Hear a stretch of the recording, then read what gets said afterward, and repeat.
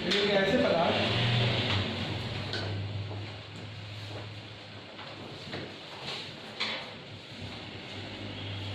की अपनी कोई निश्चित आकृति नहीं होती है, ऐसे पदार्थ जिनकी कोई अपनी एक निश्चित आकृति नहीं होती है,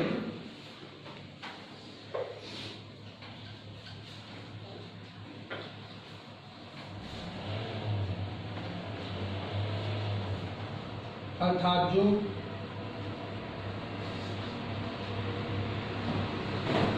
आसानी से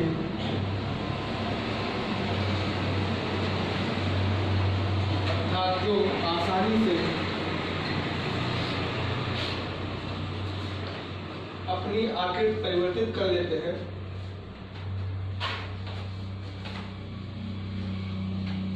तरल कहलाते हैं।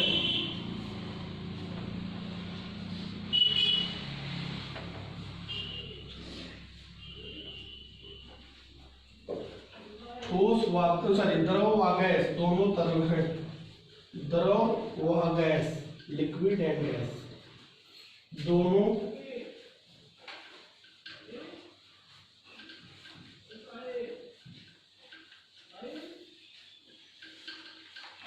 तरल है। अगला दाब।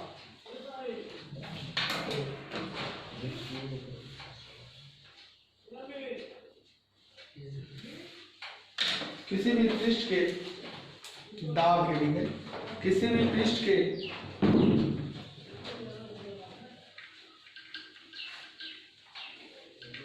एकांक क्षेत्रफल पर लगने वाला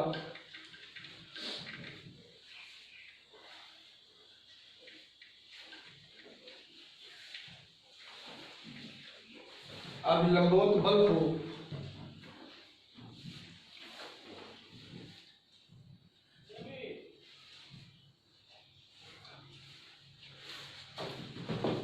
दाब कहते हैं।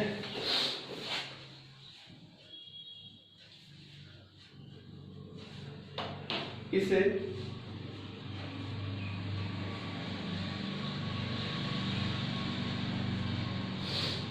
कैपिटल P से प्रदर्शित करते हैं।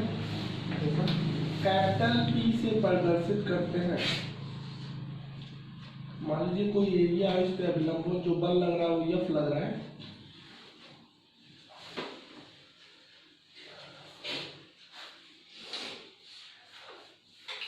तो बल का दाब बराबर क्या होगा? F बटे मात्रक पास्कल या न्यूटन पर मीटर। न्यूटन पर मीटर स्क्वायर भी कह सकते हैं, लेकिन इसको पास्कल भी कहते हैं। नोट पर भी लिखिएगा, एक पास्कल बराबर क्या होता है? 1 न्यूटन पर मीटर स्क्वायर। मतलब 1 न्यूटन मीटर स्क्वायर को 1 पास्कल कहते हैं। जबकि एक वायुमंडल बराबर क्या होता है? वायुमंडलीय दाब इसको कहते हैं। देखो एटीएम इसको शॉर्ट फॉर्म लिखते हैं, एटीएम एटमॉस्फेरिक प्रेशर। ये 1.013 × 10⁵ पास्कल के इक्वल होता है, जो कि हमारे चारों तरफ लगा हुआ है। इसी को एक बार भी कहते हैं। क्या कहते हैं? बार। अगर एक बार कर दिया जाए तो 10⁵ पास्कल को ही शो करता है। इसको भी लगभग 10⁵ ही माना जाता है। एक टर होता है, 133 पास्कल को टर कहते हैं। यूनिट पॉइंट में डाल देना, यूनिट बेसिस पे।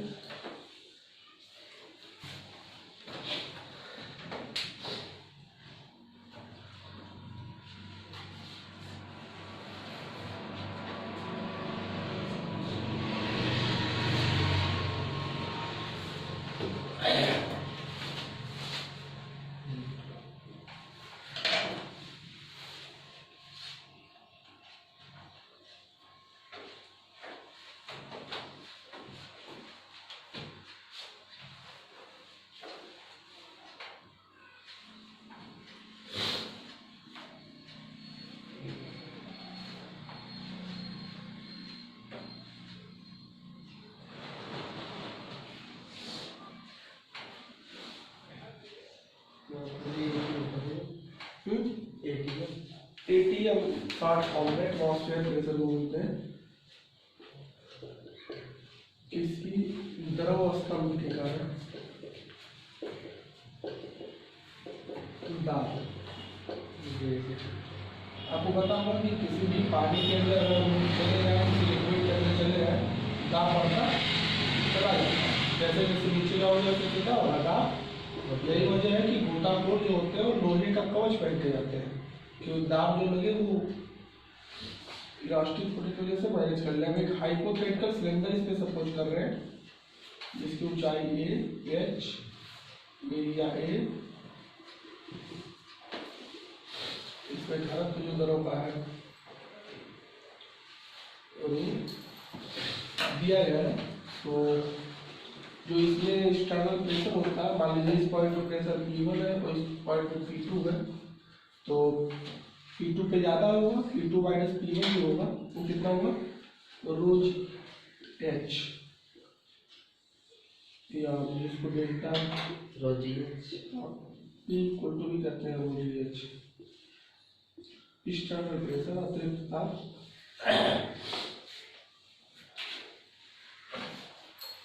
जहाँ P क्या है, अतिरिक्त दाब, एक्स्ट्रा प्रेशर आ गया नीचे जाने की वजह से। रो क्या है, रो समझ रहे हो कैसे बनता है, ऐसे P बना के ऐसे नीचे घुमा लोगे तो रो कहलाएगा। रो है घनत्व किसका, द्रव का। जी तो जाने दो क्या है, द्वितीय ऊंचाई, गहराई भी समझ सकते हो, ऊंचाई और गहराई, मतलब कितने गहराई में जा रहे हो।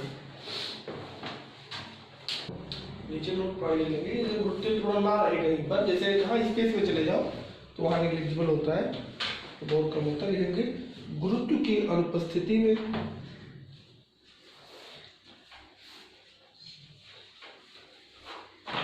द्रव के भीतर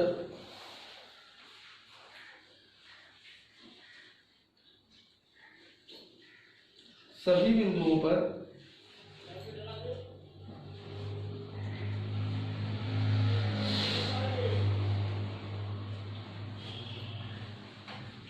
दाब समान होता है, दाब समान होता है।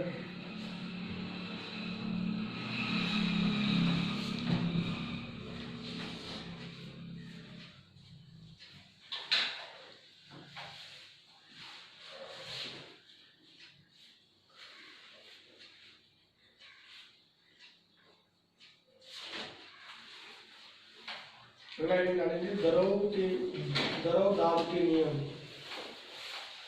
द्रव दाब के नियम।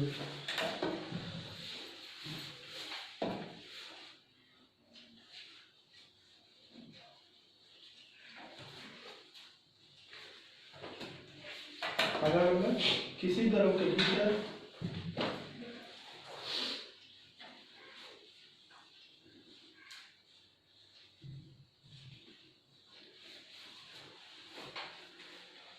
एक क्षैतिज तल में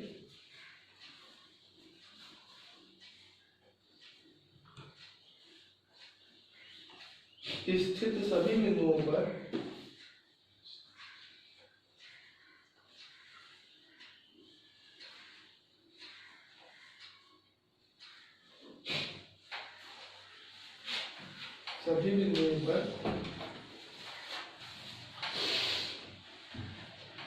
दाब समान होता है।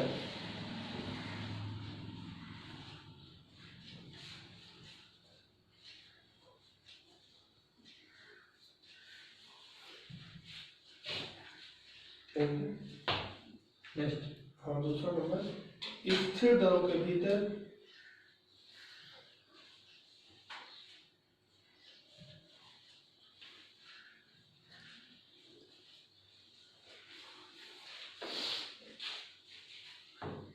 मुक्त पृष्ठ से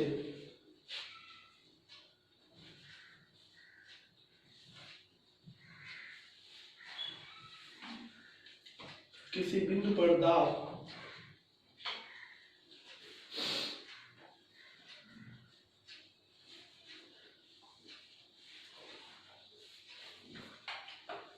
गहराई के अनुक्रमानुपाती होता है।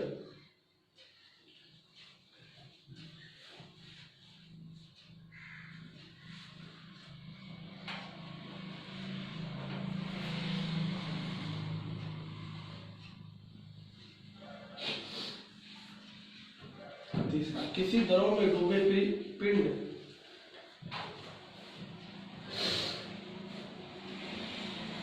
किसी द्रव में डूबे पिंड पर लगने वाला द्रव द्वारा दाब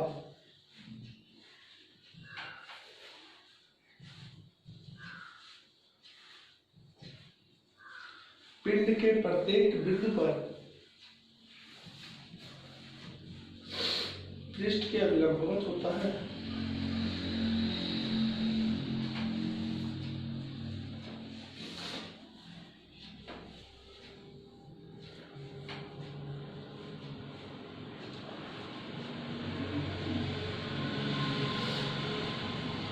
लास्ट,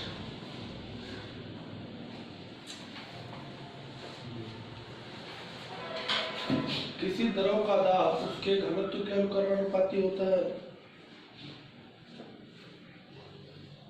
किसी द्रव का दाब उसके घनत्व के अनुक्रमानुपाती होता है।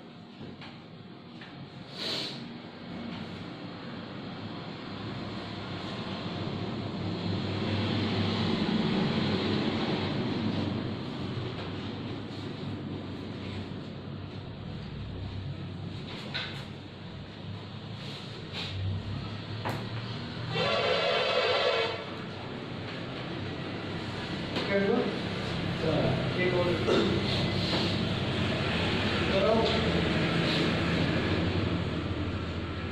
दाब बीकर के क्षेत्रफल पर निर्भर नहीं करता। बीकर के क्षेत्रफल पर निर्भर नहीं करता।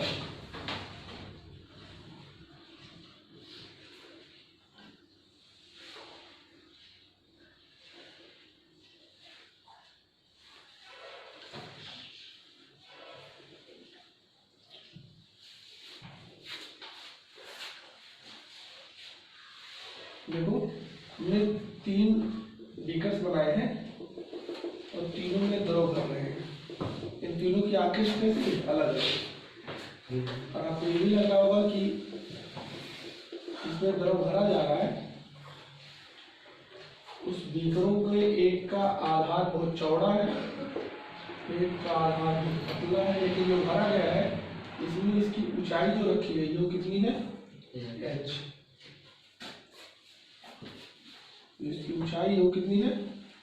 सभी में समान ऊंचाई भरा गया है। तो आप नीचे चाहे जिस तरह का भी कर लो, अगर यहाँ दाब P1 है, यहाँ P2 है और यहाँ P3 है, तो आपस में क्या होंगे? बराबर होंगे।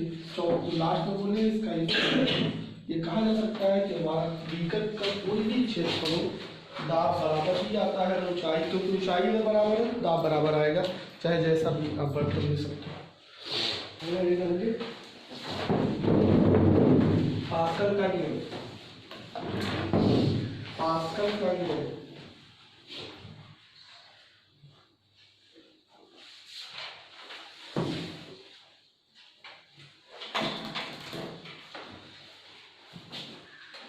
इस नियम के अनुसार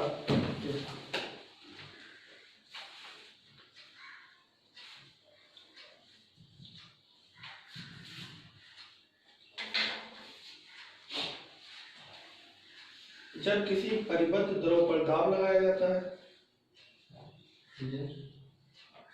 जब किसी परिबद्ध मतलब बंधा हुआ द्रव, जैसे कोई बर्तन में बंधा रहे, पर दाब लगाया जाता है,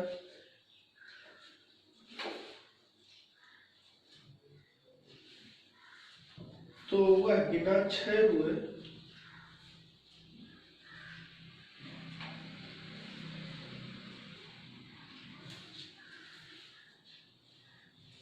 संपूर्ण द्रव में सभी दिशाओं में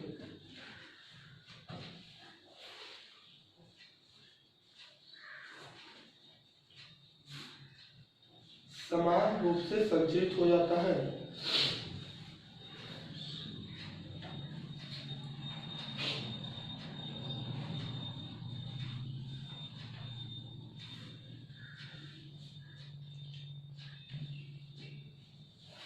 संचरित हो जाता है।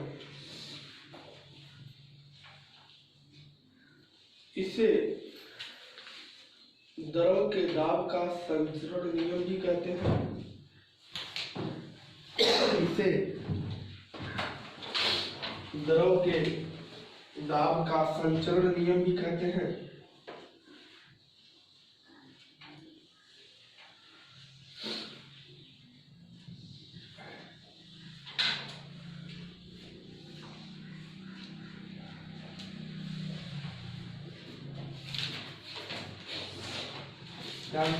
जैसे हमारे पास एक सिस्टम है, इसमें क्या भर दिया गया है? द्रव।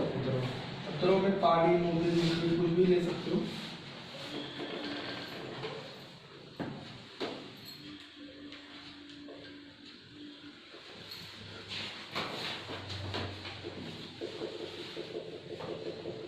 आपको पता होगा कि द्रव की ऊंचाई बराबर बनी रहती है, जितना ऊंचाई इसमें रहेगा उतने इसमें भी रहेगा।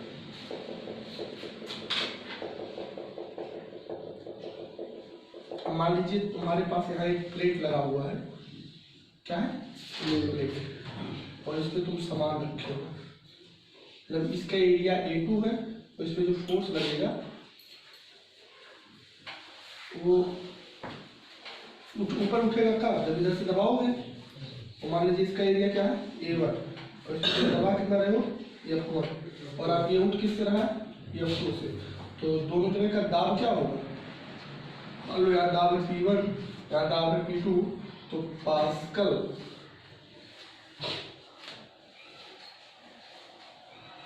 के नियमानुसार P1 बराबर क्या होगा? मतलब इसके आगे लिख सकते हैं F1 बटे A1 बराबर होगा F2 बटे A2। उसको नीचे नोट करो। नीचे नोट पानी द्रव चलित लिफ्ट, द्रव चलित, इसको हाइड्रोलिक इंग्लिश में कहते हैं। द्रव चलित लिफ्ट तथा द्रव चलित लिफ्ट तथा द्रव चलित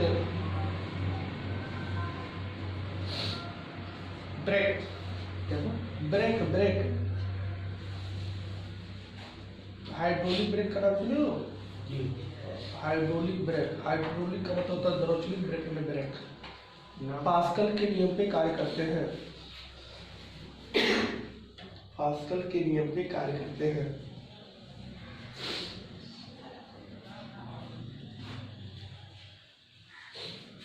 आपको समझ लो बस। तो आप एकदम पहले पेज पे चले आओ, जहाँ से लिखना शुरू हो। आपको सबसे पहले बताया गया होगा तरल ना। तरल का मतलब होता है जो बह सके, अर्थात जो अपनी आकृति को परिवर्तन करने में कोई विरोध ना करे, उसे क्या कहते हैं? तरल कहते हैं। तरल पदार्थ का मतलब है कि जो सिंपली वर्ड में चला जाए तो फ्लो कर सके। तो कौन कौन चीज बहता है? पानी बहता है और गैस बहता है। मतलब हमारा जो द्रव होता है, गैस होता है, इनको मिला के एक ही में तरल कहते हैं। क्या कहते हैं? तरल। तरल मतलब वे पदार्थ जो अपने आकृति को बिगाड़ने में कोई संकोच नहीं करते, इनकी कोई निश्चित आकृति नहीं होती है। आप इन्हें जिस तरह चाहोगे उस तरह के बर्तन में चले जाएंगे। जब पानी को लोटा में रख दो लोटा हो जाएगा, गिलास में रखो गिलास हो जाएगा, थाली रखोगे फैल जाएगा, वो अपने आकृति को बदल लेगा, उसको कोई दिक्कत नहीं है। तो ऐसे को हम तरल कहते हैं। आपको दूसरी एक भी मिलना चाहिए कि तरल के में एक दाब होता है। दाब क्या चीज है? किसी भी पृष्ठ पे लगने वाला एकांक क्षेत्रफल पर अभिलंबोत बल। मान लीजिए आप किसी भी चीजों पे बल लगाओगे तो उस पर एक दाब क्रिएट होगा। बल की वजह से क्या उत्पन्न हो जाता है? दाब। लेकिन वो दाब जो क्वांटिटी फिजिक्स में मेजर की जाती है वो एकांक क्षेत्रफल पर लगने वाले अभिलंबोत बल को कहते हैं। अर्थात आप किसी भी पिंड पे कितना बल लगा रहे हो और उसका कितना क्षेत्रफल है जिस पे लगा रहे हो, बल बटे क्षेत्रफल करके हम दाब निकालते हैं। इसको P बराबर F/A कहते हैं। मात्रक F/A होने के नाते उसमें परमीशन स्क्वायर होता है। मात्रक में इसे हम दूसरे वर्ड में साइंटिस्ट के नाते पास्कल भी कहते हैं, क्योंकि एक वैज्ञानिक है पास्कल। अब गैस तरल है कि नहीं है, और आपके वायुमंडल में गैस भरा है कि नहीं, तो वायुमंडल भी तो दाब लगा रहा होगा ना। वायुमंडल क्या पूरा आसमान तक चला गया है? नहीं, या तो कई परत है, समताप मंडल, क्षोभ मंडल, आयन मंडल, मध्य मंडल, बाह्य मंडल, बाह्य के बाद में कुछ नहीं है, उधर क्या है, स्पेस है, खाली है, जिसको निर्वात कहते हो। तो ये जो गैस हमारे ऊपर है सर पांचों लेयर में, ये हमारे ऊपर दाब बना रहा होगा कि नहीं बना रहा होगा? भाई जैसे आपके ऊपर अभी हम लोग लकड़ी गाज दें तो लकड़ी आपके ऊपर दाब बनाएगी कि नहीं बनाएगी? ऐसे हमारे ऊपर गैस लदा है कि नहीं लदा है? हमारे ऊपर सर पे गैस ही तो लदा है सर, उतनी ऊंचाई तक का गैस लदा, गैस दाब बना रहा होगा कि नहीं बना रहा होगा? गैस भी हमारे ऊपर दाब बनाता है। ऐसे दाब को वायुमंडलीय दाब कहते हैं, और ये 10 पे पावर 5 पास्कल के बराबर होता है। 10 पे पावर 5 पास्कल के बराबर, मतलब 1 मीटर लंबा 1 मीटर चौड़ा ले लो, उस पर 1 लाख किलो गाज दो। 1 लाख किलो मतलब समझ लो कितना कुंटल हो जाएगा? 1000 कुंटल। कितना? 1000 कुंटल ऐसे गाज दो। कितने में? 1 मीटर लंबा 1 मीटर, उसमें दाब आएगा कि नहीं? जैसे 1 मीटर लंबा 1 मीटर चौड़ा एक चौकी ले लो, उसी पे 1000 कुंटल को लाद दो, तो उस पर दाब आएगा कि नहीं? उतना दाब हम लोगों के शरीर पे लगा हुआ है, अभी भी उतना हम लोग उठाए हैं, उतना दाब हमारे ऊपर लग रहा है, तो हमारी बॉडी सह कैसे रही है? क्योंकि उससे कहीं थोड़ा सा कम हमारे अंदर का दाब है, जिसको हम ब्लड प्रेशर कहते हैं। तो जब अंदर का दाब उतना है, बाहर का दाब भी उतना है, तो हमें आभास, जैसे आपको कोई धक्का दे, इधर से भी 10 न्यूटन दे, इधर से भी 10 न्यूटन दे, तो आपको कुछ पता चलेगा नहीं, आप एकदम आराम से पड़ा रहोगे, क्योंकि दोनों बल एक दूसरे को क्या कर देंगे? क्रश कर देंगे। ऐसे हमारी बॉडी में जब दाब की बात आती है, तो वायुमंडल हमें सिकोड़ रहा है और हमारे अंदर वाला दाब हमको फुला रहा है। दोनों के लगभग वैल्यूज बराबर होते हैं, अंदर का दाब थोड़ा कम होता है और बाहर का दाब थोड़ा ज्यादा होता है। यही जब पहाड़ों पे चले जाते हैं तो बाहर वाला कम पड़ जाता है, अंदर वाला तो वही रहता है, बढ़ जाता है। इससे हमारे नाक कान के कारण खून आने लगते हैं, क्योंकि अंदर वाला दाब ज्यादा हो जाएगा तो फेंकने लगेगा बाहर। अभी हमारी नाक से ब्लड क्यों नहीं आ रहा है? क्योंकि बाहर वाला दाब थोड़ा सा ज्यादा है और अंदर वाला दाब थोड़ा सा, तो दबा के अंदर रखा है सबको। जब आप पहाड़ों पे जाओगे तो आपको घुटन महसूस होगा, कान आंख या नाक से ब्लड आने लगेंगे। आपने देखा होगा कि हमारे पेन लेके जाएंगे, स्याही बाहर फेंक देगा, जिसको आपने तो पोक दिया है, तो स्याही बाहर निकल जाने का वजह क्या होता है? दाब की कमी। अभी हम लोग बहुत ज्यादा वजन से दबे हुए हैं, लेकिन हमारे अंदर की भी वायुमंडलीय दाब के बराबर होने की वजह से वो हमें आभास, जैसे कोई पन्नी है, पन्नी पे तुम दबाओगे एक तरफ से तब तो पता चलेगा, लेकिन दोनों तरफ से पन्नी दबाओगे तो पन्नी को पता चलेगा नहीं। हमारे बॉडी के अंदर भी दाब है और बाहर भी दाब है। अंदर का दाब थोड़ा कम है, बाहर का दाब थोड़ा ज्यादा है, और ये लगभग कितना है? 10 पे पावर 5 पास्कल, मतलब 1 लाख पास्कल के बराबर चल रहा है। अब ये वायुमंडलीय दाब की अगर हम बात करें तो इसके आगे बताया जाता है कि हम लोग जैसे जैसे नीचे जाते हैं तैसे तैसे दाब दरों की वजह से बढ़ता है। बताओ, गैस दाब बना सकता है तो दरों बनाएगा कि नहीं बनाएगा? अब दरों का दाब जो होता है वो ऊंचाई के या गहराई के अनुपाती होता है। अगर जैसे समुद्र में जाओगे, जितने नीचे जाओगे उतने नीचे आपके ऊपर दाब बढ़ता चला जाएगा, क्योंकि जितने पानी आपके ऊपर हो जाएगा उतने ज्यादा दाब आ जाएगा, तो आपकी बॉडी को दाब बढ़ता चला जाता है। ये बताया जा रहा है कि वो दाब निकालने के लिए हम रो GH लेते हैं। रो मतलब उसका घनत्व, जी मतलब गुरुत्वीय त्वरण और H मतलब ऊंचाई, कि मतलब कितना मुक्त तल, ऊपर वाले तल से, समुद्र के तल से कितना ऊंचा गहराई में है वो, उससे हम दाब को निकाल सकते हैं। कंडीशनर अगर हम बात करें, यही वजह है कि गोताखोर जो होते हैं वो अपने ऊपर लोहे का कवच पहन के जाते हैं, ताकि ऐसा ना हो कि बाहर का दाब ज्यादा हो जाए। अच्छा दिमाग से सोचो, यकायक बाहर का हवा गायब कर दिया जाए तो क्या होगा? हमारा बॉडी ब्लास्ट कर जाएगा, क्योंकि अंदर वाला दाब तो इसको फोड़ देगा। अंदर वाला धकेल रहा है ना, बाहर वाला सिकोड़ रहा है दबा के, तो बॉडी मैनेज है। अच्छा अंदर वाला मान लीजिए वही खत्म हो जाए दाब, तब बाहर वाला पिचका देगा एकदम दबा के, और अगर बाहर वाला खत्म हुआ था अंदर वाला ब्लास्ट करा देगा। इसलिए दोनों मैनेज होता है। जब हम लोग दाबांतर में पड़ जाते हैं, दाबांतर का मतलब जब कभी पहाड़ों वहाड़ों पे चले जाते हैं, हिल स्टेशन पे चले जाते हैं, तो वहाँ दाब का थोड़ा अंतर बढ़ जाता है हमारे और बाहर में, इसलिए घुटन जैसी प्रॉब्लम होती है। और जो हार्ट वाले मरीज होते हैं उन्हें सलाह दी जाती है कि पहाड़ों की यात्रा ना करें या जहाजों में भी यात्रा ना करें वो, क्योंकि हार्ट के मरीजों के लिए सस्पेंशन है कि उनके सांस लेने में दिक्कत आएगी, तो उनके साथ कोई भी घटना घट सकती है। और हम लोग दरों के अंदर जब भी जाते हैं तो गोताखोर अपने लोहे का कवच पहन के जाते हैं, ताकि पानी दबाए भी तो लोहा दबाए कि उसे दबाए। जो लोहे का कवच पहन लिए है तो पानी दबाएगा तो लोहे को दबाएगा, उनकी बॉडी को दबाएगा, और लोहा दबेगा। इसीलिए गोताखोर पहन के ही नीचे जाते हैं पानी के अंदर, कि ऐसा हो कि गलती से बहुत ज्यादा नीचे चले जाएंगे तो हमें सांस लेने में दिक्कत हो सकती है, हमारे बॉडी पे दाब ज्यादा हो सकता है, जिससे हम ब्लीडिंग हो सकती है, अदर्स प्रॉब्लम्स आ सकते हैं, आँख खराब हो सकती है, कान खराब हो सकते हैं, कान के पर्दे फट सकते हैं। भाई बहुत नीचे पानी में चले जाओगे तो पानी का दाब बढ़ जाएगा, कान का पर्दा तो स्टील का बना नहीं है, पानी कान में घुसेगा कि नहीं घुसेगा? पर्दे को फाड़ देगा, दाब ज़्यादा आएगा तब आपके सुनने में दिक्कत हो जाएगी। तो ऐसे कंडीशन से बचने के लिए हमें गहराइयों में पानी के अंदर जाने के लिए मना किया जाता है, बिना कवच के, बिना प्रूफ पहन के ही हम लोग जाते हैं। आपने ये भी देखा समुद्र के नीचे का तल शांत होता है, मतलब जो नीचे की पानी होती है वो शांत होती है, और जो ऊपर का पानी होता है बहता है। तो क्यों ऐसा होता है? क्योंकि ऊपर के पानी में दाब कम होता है इसलिए लहर उठती है, नीचे के पानी में दाब ज़्यादा होता है इसलिए वो नहीं चल पाता है। आपके खेतों में भी यही समस्या होती है। खेत में जब पानी बहता है तो आप समझते हो कि पूरी खेत की पानी बह रही है, नहीं, सिर्फ ऊपर की पानी बहती है, नीचे की पानी नहीं बहती है। नीचे की पानी शांत रहती है, धीरे धीरे बहती है, और ऊपर वाले पानी तेज तेज बहते हैं। मतलब आप कभी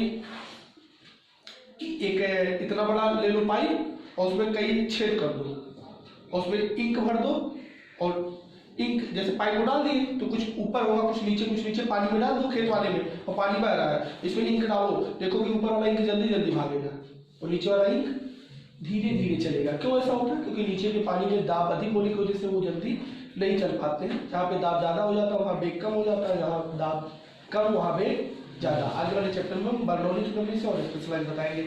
आगे आता है पास्कल का नियम। आपको पता होना चाहिए पास्कल सर के नाम से ही दाब का मात्रक पास्कल रखा गया है। और ये कहते हैं पहला नंबर, कुछ दाब के नियम भी इसमें पड़े होंगे। दाब का पहला नियम क्या है कि दाब जब भी लगता है तो पिंडों के पृष्ठ पे अभिलंबवत लगता है, मतलब वो परपेंडिकुलरली रखे होता है। जैसे इस रूम में पानी भर दोगे तो पानी दाब लगाएगा कि नहीं लगाएगा? इस दीवार पे इधर लगाएगा, उस दीवार पे उधर लगाएगा, उस दीवार पे उधर लगाएगा, इस दीवार पे इधर लगाएगा, नीचे वाले पे नीचे लगाएगा, ऊपर वाले पे, मतलब वो पृष्ठों के लंबवत लगाएगा।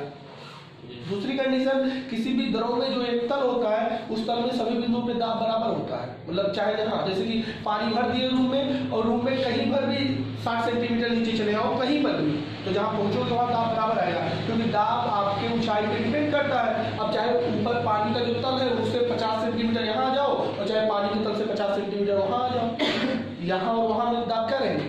बराबर। तो मतलब अपने तल में सब बराबर रहेंगे कि नहीं? अपने तल में हर जगह पे दाब क्या रहेगा? बराबर। अर्थात कहा जा सकता है कि द्रव के भीतर एक क्षैतिज तल में सभी बिंदुओं पे दाब बराबर होता है। अगली टॉपिक होती है कि नीचे बढ़ने पे दाब बढ़ेगा कि घटेगा? बढ़ेगा।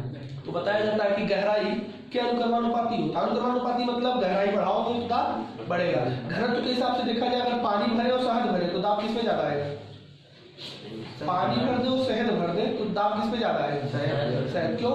क्योंकि शहद गाढ़ा होता है, घनत्व होता है, तो घनत्व के भी अनुक्रमानुपाती होता है। मतलब जैसे जैसे हम डेंस चीजों का उपयोग करते हैं दाब बढ़ता चला जाता है। पास्कल के लिए इसमें एक बहुत बेहतरीन नियम खोजा, उन्होंने बताया कि अगर किसी भी द्रव में हम लोग परिबद्ध द्रव को दाब दें, परिबद्ध का मतलब बंद, कोई पाइप में किसी बर्तन में बंद रहे, किसी पाइप में या किसी बर्तन में बंद रहे तो परिबद्ध करते हैं। परिबद्ध मतलब नहीं कि दबाए और कुछ से फेंक दे, वो बंद रहना चाहिए किसी पाइप में, और उसमें अगर हम दाब लगाते हैं तो हमारा दाब बिना क्षय हुए, मतलब बिना नुकसान के वो चारों जगहों पे फैल जाता है, और वो दाब घटता बढ़ता नहीं है। अब ध्यान से सोचना, हम मान लीजिए हमारे इस नियम को जब हमको मिला P1 बराबर P2 अर्थात F1/A1 = F2/A2, इस नियम में सबसे पहले हाइड्रोलिक ब्रेक बना। हाइड्रोलिक ब्रेक का मतलब जानते हो, जेसीबी वाले जो इसे हाथ रखते हैं अंदर से उठ जाता है, ये उसी के नियम पे काम कर रहा है। अगर पास्कल सर नियम ना दिए होते, आपने बाइक की सर्विसिंग पे गए होगे, कार वालों को बस पैर से खटखट मारेंगे उठता चला जाएगा।